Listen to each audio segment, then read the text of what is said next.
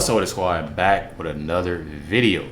You already know. Had this immediately sent. Definitely appreciate, when y'all be sending videos, for me to react to, because I definitely love, checking them out, and I definitely love to hear not only what's going on, but different opinions on the situation, and to give my opinion. Other videos y'all want me to check out, make sure y'all email me at LifeWithRecklezz at yahoo.com or DM me on Instagram, LifeWithRecklezz. Definitely appreciate everybody. Much love to everybody. Let's get in the video. 20 treacherous RINOs sabotage Jim Jordan's speakership. That's what we're going to be talking about on today's video. Yeah, fair warning, this is a video that's going to get your blood boiling a bit, as it ought. There is a time to get angry and activist, and today is the day precisely for that righteous anger and activism. Hey gang, it's me, Dr. Steve, your Patriot Professor, here to help you to think better so you can feel better in these crazy and turbulent times. So make sure to smack that bell and subscribe button. Again, unfortunately, I don't know how much better I'm going to make you feel today, and that's, of course, because we got 20 RINOs, Republicans in name only, or as I prefer, as you know, Diablos, Democrats and all but label. And by the way, that's exactly the way Dan Bongino put it. He pointed out that many Republicans on Capitol Hill are really Democrats, but no Democrats are really Republicans. That's the difference. There are many Republicans who are actually Democrats, but zero Democrats who are actually Republicans.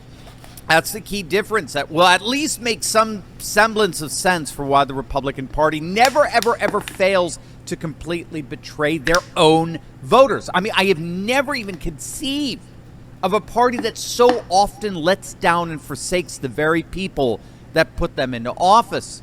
The Democrats don't, do they? When does Nancy Pelosi ever betray her voters? When does AOC ever betray her? When does she ever throw her supporters under the bus? Only the Republican Party in the Senate and the House, only Republicans always, without fail, end up betraying their voters in some way, shape, or form. Again, I've said it before. The Democrats own D.C., the Republicans merely rent. The Democrats... Seeing that, I'm pretty sure I seen the same thing yesterday. Seeing this, that's wild. This is wild. It had me thinking, like, dang, like, that's true. Own, Republicans rent. RINOs are the Republicans that are the renters that have made their peace with the fact that if you want to accumulate power and affluence in the city, in the swamp, you have to appease the Democrats. You have to appease the powers that be that run D.C., and those powers hate you and despise you. So RINOs will always sell you short and throw you under the bus. And that's exactly what we saw yesterday. 20 Republicans in the House voted against Jim Jordan as Speaker. Now, keep in mind, the de facto leader of the party, Donald Trump, he's enthusiastically endorsed Jim Jordan. Steve Scalise, who withdrew his name from consideration last week, he has endorsed Jim Jordan. Kevin McCarthy, the now disgraced former Speaker, even he has endorsed Jim Jordan. The vast majority of Republican voters want Jim Jordan. And so, naturally, true to form, these 20 Republicans voted against him. How could you even get away trying to write a scripted parody like this? Who would believe it? Again, Catturd said it best, as he always does. The Republican Party is such an embarrassing joke. And it is. The reason why we love Trump so much is because for 4 straight years... And by this time, y'all let me know y'all thoughts on this. He fought down below. For 4 straight years, he vigorously and unwaveringly defended our values, interests, and concerns, not the values, interests, and concerns of the establishment donor class.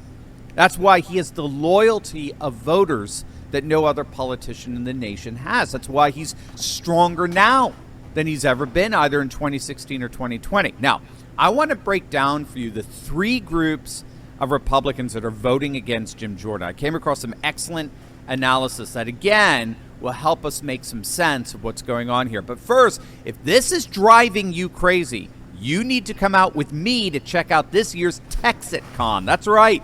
From November 9th to 12th, my team and I will be joining thousands of patriots.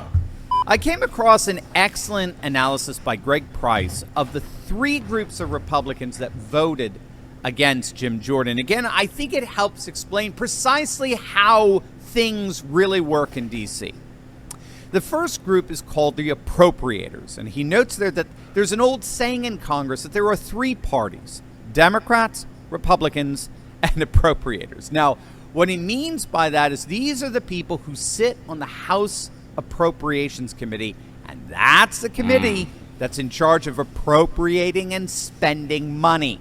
Now, I would say taxpayer money, but that's peanuts compared to deficit spending, where countries like Saudi Arabia and China buy up our debt via bonds, and that's where the real money is. Anyway, needless to say, those who sit on the Appropriations Committee accumulate massive power and affluence. Obviously, it's not a coincidence that 7 of the 20 RINOs that voted no on Jim Jordan sit on the House Appropriations Committee. So these people just want to spend money until there's no tomorrow, and they're nervous that Jim Jordan is going to interrupt that gravy train. So that's the first group.